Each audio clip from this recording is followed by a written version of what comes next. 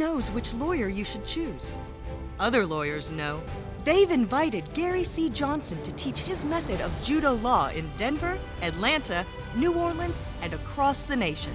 Gary used judo law to set the record for the largest personal injury verdict in the history of Kentucky. Now, which lawyer should you choose? The choice is clear. Gary C. Johnson. Dial pound HURT. This is an advertisement.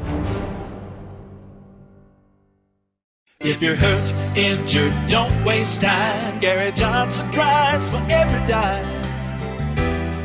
Welcome to Simply the Law, a program created by attorney Gary C. Johnson. Simply the Law provides free legal advice and encourages happiness and quality of life.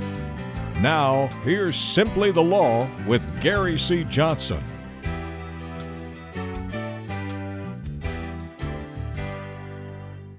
Hello, everyone, and welcome into Simply the Law. I'm Keith Casebolt, and it is really good to see my dear friend, Gary C. Johnson. It is so wonderful to be here. Hey, folks, we made it another week, right? Tomorrow, you're going to wake up and make it another day. Hot dog. How you guys been doing, huh? Hopefully, none of you have been fighting with each other.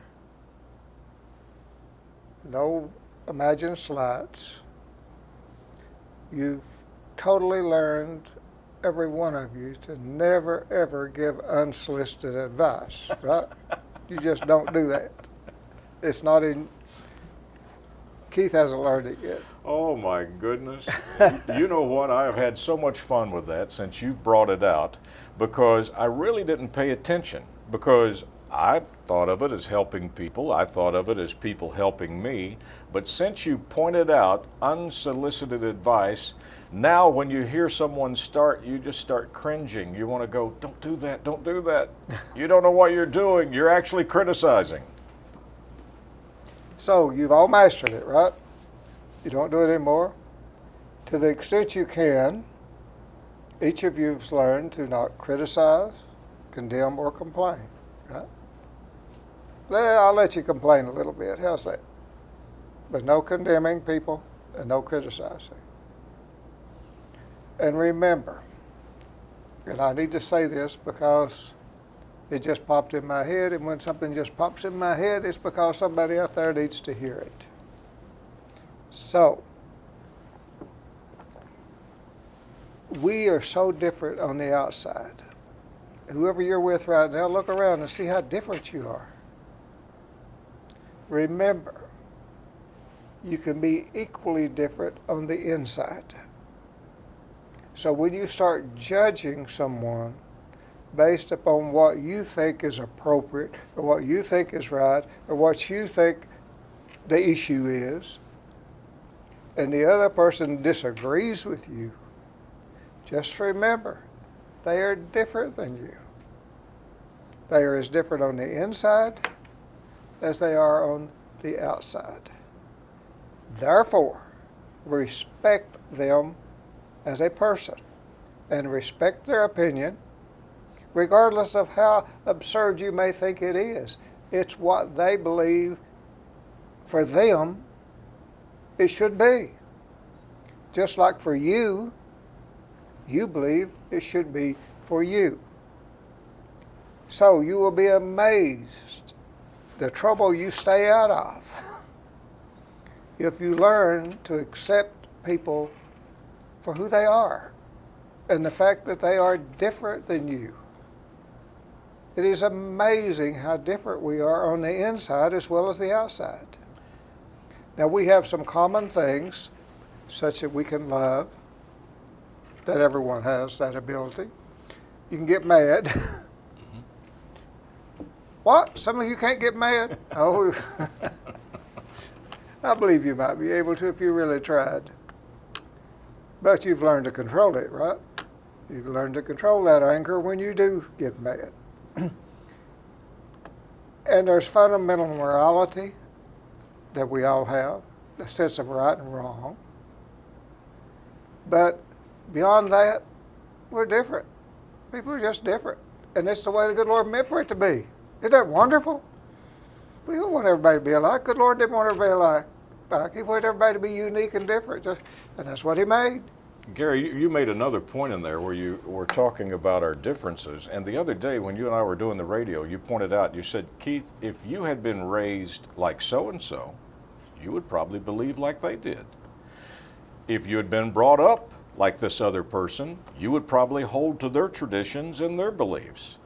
And after you told me that and I realized it, it made perfectly good sense to me. Anita once told me you can't get away from your raising. And that is so true, isn't it? I was reading a little article the other day, and this author years ago had come to Appalachia. And he went up in a hollow, and there was an elderly woman there living in a little old shack with a fireplace with wood and coal, dirt floor, no electricity, no running water, outhouse at back. And he looked at her, and he was talking in terms of people's attitude and how you look at life when he was telling this story, so you'll get this in context. He said to her, "What would you do if you had money?" And she looked at him with absolute total sincerity. "I believe I would try to help the poor." Now think about that. Yeah. I believe I would try to help the poor. In her attitude, she had a roof over her head. She could build a fire. She had her commodities. She wasn't poor. She was living life. Attitude, my friends.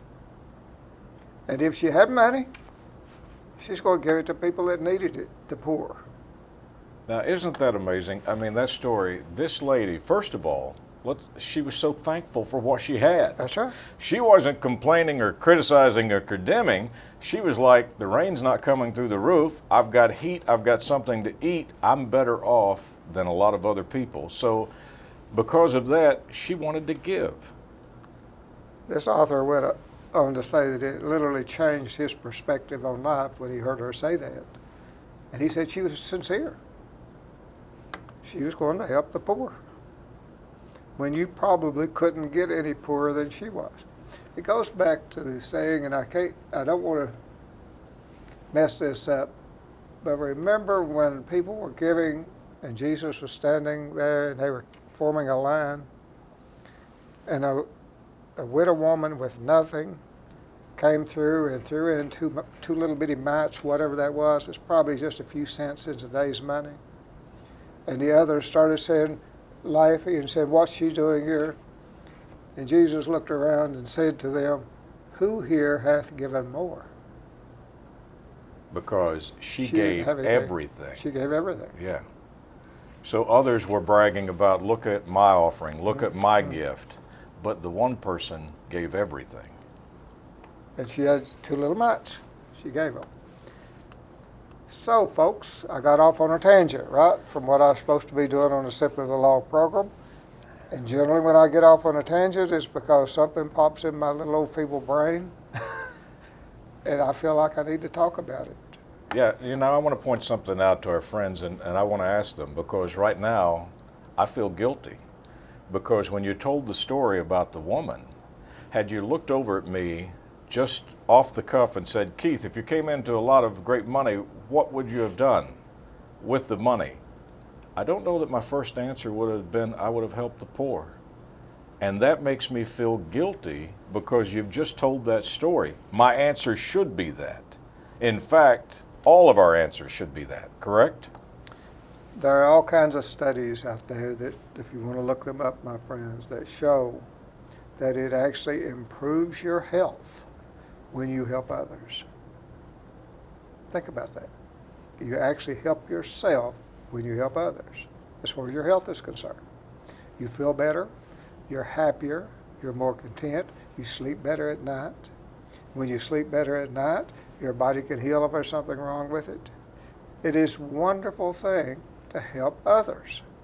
Try it. I'll bet you a bunch of you already are. I'll bet you a bunch of you folks that are watching are already helping the poor. Because I suspect you wouldn't be watching this program if that wasn't the type of person you were.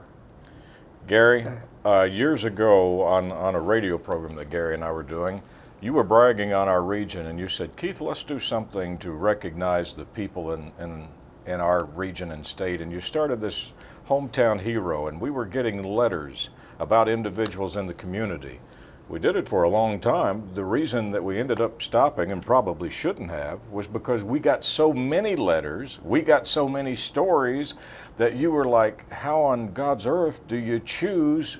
And it was stories about people helping their neighbors, cooking for the elderly in the nursing homes and visiting, and it was one inspiring story after another. We've got really good people.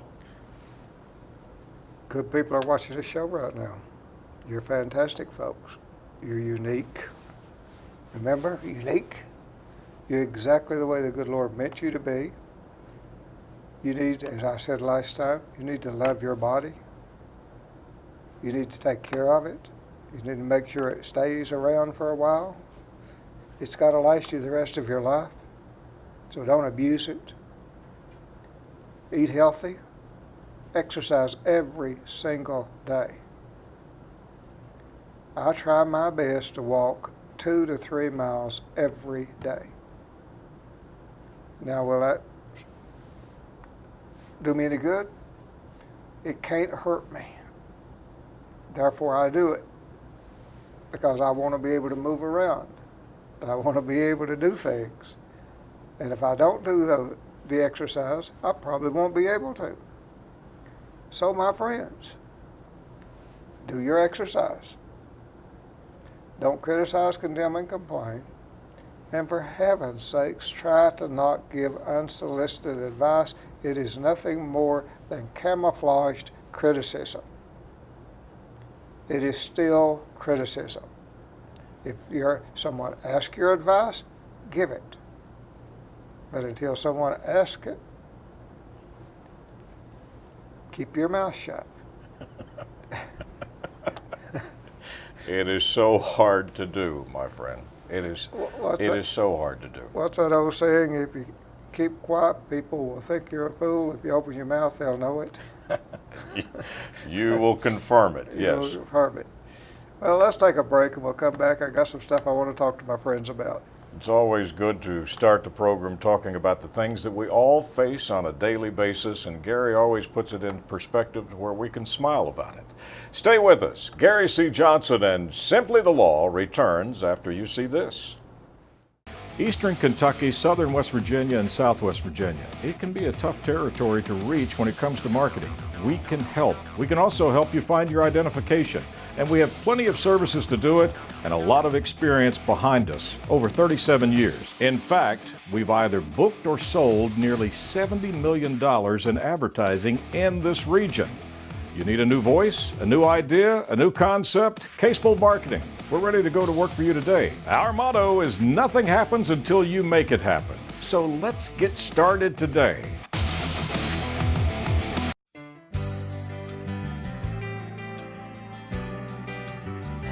Welcome back into Simply the Law. I really like the opening because you basically put everything in perspective. When you told the story about the woman that lived on the hollow, she wasn't poor because she knew somebody that was more needy than she was. She knew someone that was worse off.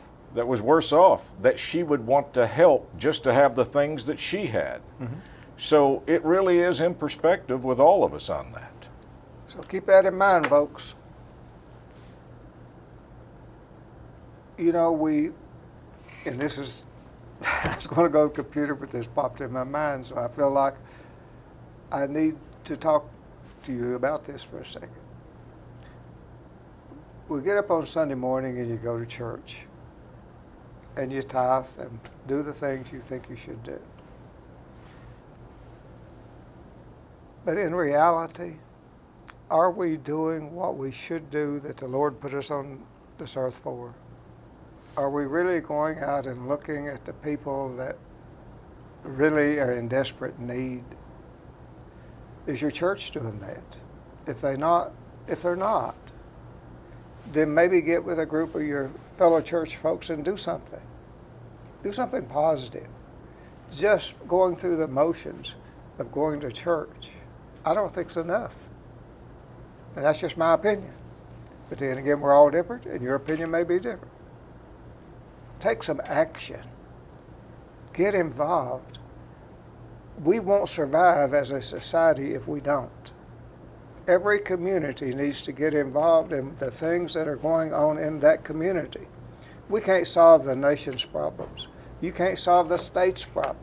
But you might be able to solve some problems in the small area where you live. And if every small area did that, then you would see a major change in this country. And it takes individuals like you that's watching this program to say, I'm getting up off the couch, I'm going to get out here, and I'm going to be proactive in this community. And I'm going to talk to the leaders, and I'm going to talk to the people in office, and if they won't do it, we'll get rid of them and get somebody that will. But every community, if it starts trying to take care of its own problems, you'll see a major difference in this country. It starts with the family. And then from the family unit, we spread out into the church family. And then from that family, we spread out into the community. And if each community would say, we are going to figure out a way to take care of our elderly. We are going to see if we can get together maybe and build a facility that volunteers can come work in. I'm just throwing something out as an idea, okay? Rather than saying, well, we're just going to put them over here for this outfit that's making a profit to take care of them. We have a responsibility to each other. And we have a responsibility to be proactive. And again, this just popped in my mind. Okay? As something that maybe a community could do. And if every community come forward and said, we are going to do something, and we are going to take positive actions to try to get the problem with the care for our elderly taken care of, things would happen and things would change in this country. You know, as you were talking, I thought about the injured people that come into your office. They've been injured at no fault of their own. Well, you're talking about the people that are down and out right now because of the economy. The coal miners who all lost their jobs, no fault of their own. Right. All of the service workers, Gary, right now that were waitresses and waiters, the restaurants that are shut down, the jobs that have been lost, no fault of their own. These people have been put in an economic situation that they had no control over. So be cognizant. If you can't help, do it. If you can't, maybe someone will come along and help you. But we're all in this together, and we need to be together. Let's go to the computer. I want to talk to you folks about some stuff. There's a number if any of you need to reach us. We're in Lexington. We have an office there. GaryCJohnson.com.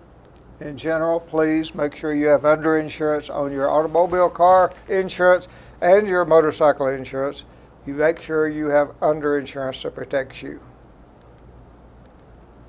Zantac, been around a long time. A lot of people have taken it over a long period of time. The FDA just recalled it last April. It's also ranitidine. I can't pronounce that stuff. Ranitidine, whatever. That's the generic of Zantac. Okay, what happened? Why was it recalled? It's a popular heartburn medicine. A lot of people have taken it. I guarantee you that people that are watching this program right now have taken Zantac. You buy it over the counter over the years. Keith just raised his hand. Yeah. Anybody that's got acid reflux. Right. Yeah. April the 1st, 2020, 6 months after independent testing first raised the possibility that popular heartburn drug Zantac might break down into a powerful carcinogen. And NDMA, I'm not going to even try to pronounce it. The FDA has asked for the removal of all Zantac products from the market. It was pulled from the market April 1st of this year. Wow. because it caused people to have cancer problems. Can you imagine how many years it was out there that people were taking it not knowing they were taking a pill that could cause cancer? That were for their heartburn so they could feel better? There's a litigation going on this right now. And if it holds true for what happens to corporations in America, it will be determined, I guarantee you, that the manufacturers of Zantac knew years ago that it would do this. And I've never known it to fail. Anytime we get into one of these cases where we're going after these large corporations, I was talking to a New York attorney, he says, Gary, no matter how bad you think it is, when we get our documents, it'll be worse. Gary, this is shocking. So, people that are sitting here that had the high hernia or the acid reflux, and they're going in and they're getting this off the shelf, they're taking it to keep down the heartburn, because if you don't, that symptom left untreated can cause damage. But there were other drugs that didn't do this, that you could have taken, had people just been told this is going to do this. In fact, they should have pulled it from the market probably years ago. It'd be interesting to see when we actually get the documents from the corporations to see how many, what they knew years and years ago. Now, let me ask you the question on this product, because with products before, like Fen-Phen and everything, it was always a plaintiff attorney who brought this to the forefront before the FDA did anything. Is that the same case here, that the FDA didn't discover this? Funding independent laboratories to find out why so many people were ending up with cancer, and it turned out they found this. And it's not the government that did it. It was not the government. It's never the government. It's plaintiffs' lawyers such as myself that do it. Let's take a break and we'll be right back. Important information. When we come back, we'll talk about what to do if that applies to you. Gary C. Johnson and Simply the Law, right after this. Who really knows which lawyer you should choose? Other lawyers know. They've invited Gary C. Johnson to teach his method of judo law in Denver, Atlanta, New Orleans, and across the nation. Gary used judo law to set the record for the largest personal injury verdict in the history of Kentucky. Now, which lawyer should you choose? The choice is clear. Gary C. Johnson. Dial #HURT. This is an advertisement.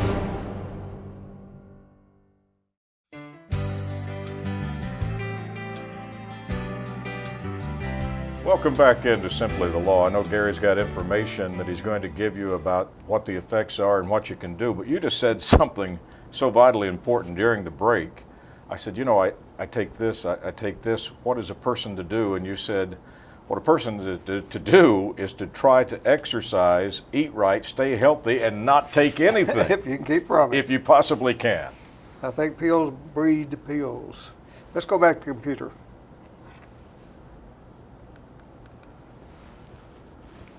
If you have any of these products, please dispose of them immediately and do not continue to take them. Garbage can. Cancer. What cancers does it cause? It causes breast cancer. Oh, Lord. It can cause prostate cancer if it's diagnosed before the age 70. It's probably played a role in it. Testicular cancer, kidney cancer,